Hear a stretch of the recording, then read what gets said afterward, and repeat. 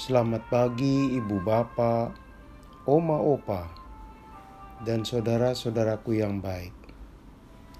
Udara pagi di hari Minggu ini dapat kita hirup dengan tubuh yang sehat dan jiwa yang semangat. Yang sakit pun kiranya sama bersemangat pula.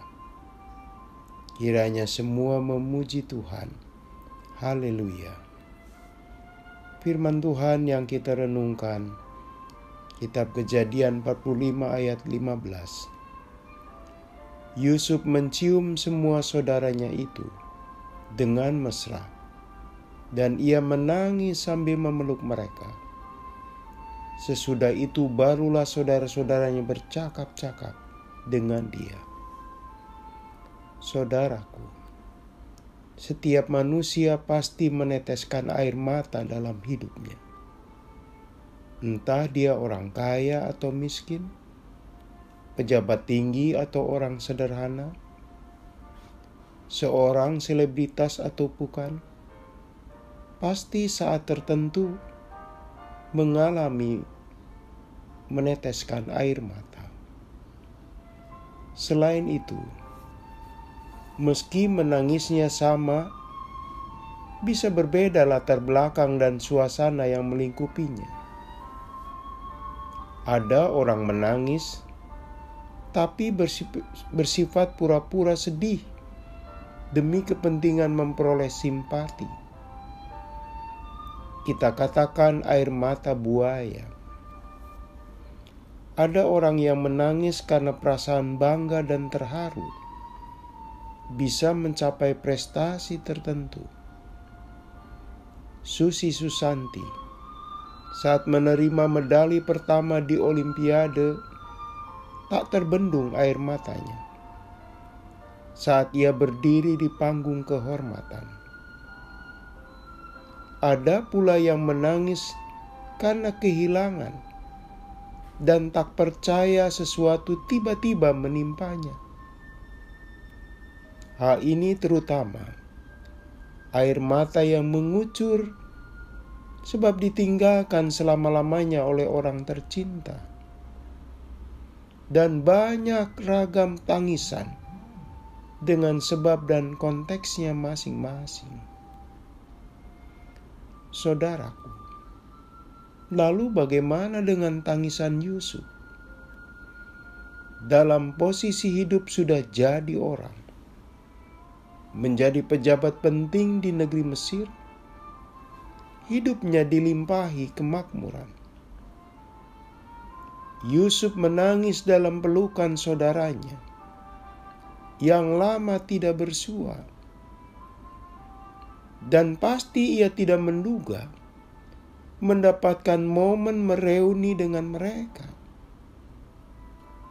Setelah perlakuan saudara-saudaranya yang begitu buruk kepadanya, perjumpaan paling akhir adalah ketika saudara-saudaranya mencampakkan dia ke lubang agar dia mati pelan-pelan. Sekarang apa makna tangisan Yusuf? Saudaraku, ada banyak sebagai manusia Yusuf bisa menangis. Pertama, saat ia dicelakai saudaranya sendiri. Sebagai manusia dia sedih dan mungkin menangis. Betapa tega saudara kandungnya bertindak sejauh itu atas dirinya. Mereka tidak siap dengan kelebihan Yusuf. Iri hati mendorong saudara-saudaranya berbuat jahat atasnya. Kedua, bisa jadi dia menangis saat di penjara. Sebagai pria yang rupawan, dia menolak ajakan istri Potifar demi menjaga keutuhan ikatan perkawinan tuan dan nyonyanya. Tapi apa imbalannya? Dia dimusuhi. Lebih dari itu, dia dijebloskan dalam penjara. kejujuran, kesetiaan malah dimusuhi, baik oleh tuannya, demikian pula nyonyanya. Minimal, itulah momen-momen Yusuf bisa menangis. Kini, dalam reuni antar saudara, tumpahlah air matanya. Apa gerangan maknanya, saudaraku? Tentu, tangisan rasa syukur yang tengah terjadi. Yusuf merasa kebaikan Tuhan itu tak terjangkau dan tidak bisa diprediksi.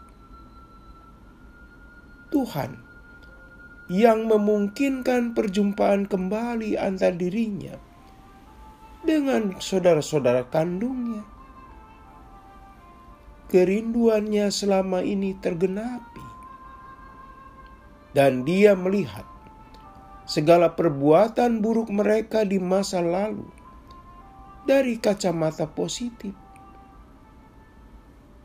Tuhan merancang keburukan yang diperbuat saudaranya bermuara menjadi kebaikan buat dirinya, buat saudaranya, buat keluarganya dan bangsanya. Saudaraku, lewat tangisan itu kita bisa membaca bahwa persaudaraan itu penting dan perlu.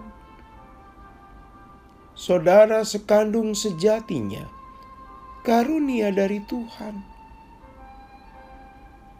jadi tidak boleh disia-siakan. Ada tokoh kisah dari Arab bernama Sinbad, sang pelaut. Saat pada puncak kejayaannya dan kelimpahan hartanya, dia berkata, "Apalah artinya semua ini jika tidak punya saudara?" Sinbad berkata demikian karena dia merasakan kehampaan atas apa yang telah dicapainya. Karena dia tidak punya saudara untuk bisa mencicipi buah prestasinya. Dan Sinbad tidak bisa berbagi dengan mereka. Mari saudaraku, di hari Minggu ini kita eratkan relasi persaudaraan. Pertama-tama dengan saudara kandung. Meskipun sadar mereka atau kita tidak sempurna. Maupun kita membangun persaudaraan dengan sesama kita. Mari kita berdoa. Tuhan, kiranya kami menghargai, menghormati, dan mengasihi saudara sekandung kami. Mereka adalah anugerah dari-Mu. Demikian pula bersaudara dengan sesama sebagai sama-sama ciptaan-Mu. Dalam nama Tuhan Yesus kami berdoa. Amin. Selamat pagi saudaraku. Selamat berhari Minggu. Masih bersama Pendeta Emeritus Supriyatno. Tuhan memberkati.